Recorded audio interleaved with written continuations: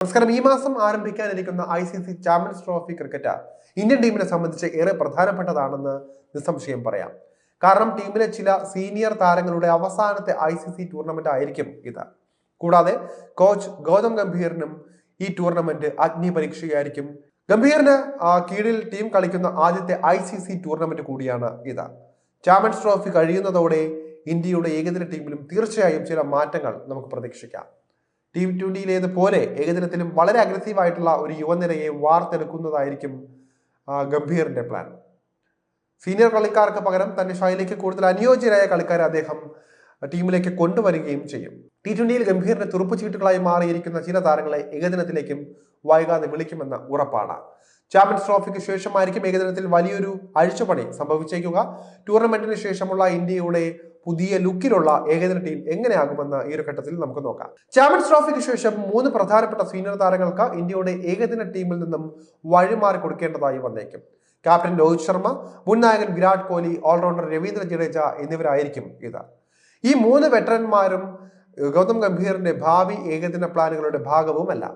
ഇവർക്ക് പകരം പ്രതിഭാശാലിയായ യുവതാരങ്ങളെ ആയിരിക്കും ഏകദിന ടീമിലേക്ക് അദ്ദേഹം കൊണ്ടുവരുന്നത്.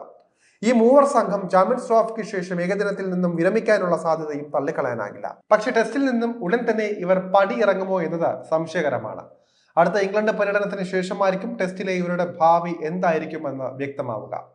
T20 ഗൗതം ഗംഭീറിന്റെ തുറുപ്പുചീട്ടുകളായ താരങ്ങളാണ് വെടിക്കെട്ട് ഓപ്പണറും ഓൾറൗണ്ടറുമായ അഭിഷേക് ശർമ്മയും മിസ്റ്ററി സ്പിന്നർ എന്നറിയപ്പെടുന്ന വരുൺ ചക്രവർത്തിയും. ചാമ്പ്യൻസ് ട്രോഫിക്ക് ശേഷം ഏകദിനത്തിലും രണ്ടുപേരെയും കയറൂരി വിടാൻ തന്നെയായിരിക്കും കോച്ചിന്റെ പ്ലാൻ. തനിച്ച് മത്സരഗതി മാറ്റിമറിക്കാൻ ശേഷിയുള്ള താരങ്ങളാണ് ഇരുവരും. അഭിഷേകും യശസ്വി ജയ്സ്വാളുമായിരിക്കും ഏകദിനത്തിൽ ഇന്ത്യയുടെ ഓപ്പണിംഗ് ജോഡികൾ. നിലവിൽ ഓപ്പണറായ ശുഭ്മൻ ഗില്ല് 3-ാം നമ്പറിലേക്കും മാറും. നേരത്തെ വിരാട് കോഹ്ലി മിന്നിച്ച റോളിന്റെ പുതിയ അവകാശി അദ്ദേഹമായിരിക്കും. അതുമാത്രമല്ല ഏകദിന ടീമിന്റെ ക്യാപ്റ്റൻ ഗില്ല് തന്നെയായിരിക്കും. ഇതിന്റെ ആദ്യ പടിയായിട്ടാണ് ചാമ്പ്യൻസ് ട്രോഫിയിൽ അദ്ദേഹത്തിന് വൈസ് ക്യാപ്റ്റൻസിയും നൽകിയിരിക്കുന്നത്. 4-ാം നമ്പറിൽ ശ്രേയസ് അയ്യർ തീർച്ചയായും ഗൗതം ഗംഭീറിന്റെ പ്രധാനപ്പെട്ട താരമായിരിക്കും. വിക്കറ്റ് കീപ്പറായി സഞ്ജു സാംസണെ ഏകദിനത്തിലും അദ്ദേഹം കൊണ്ടുവരാൻ ഇടയുണ്ട്.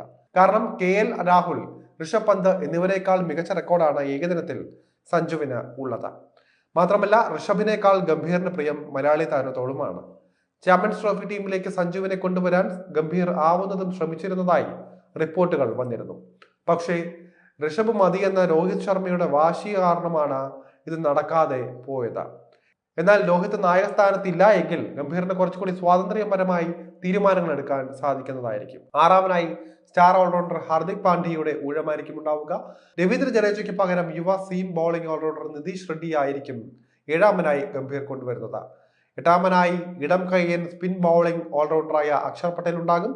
എന്തായാലും കാത്തിരുന്ന് കാണാം സീനിയർ താരങ്ങളെല്ലാം മാറിയെത്തുന്ന യുവ നിരയിലൂടെ എത്തുന്ന ഇന്ത്യൻ ടീമിനെ.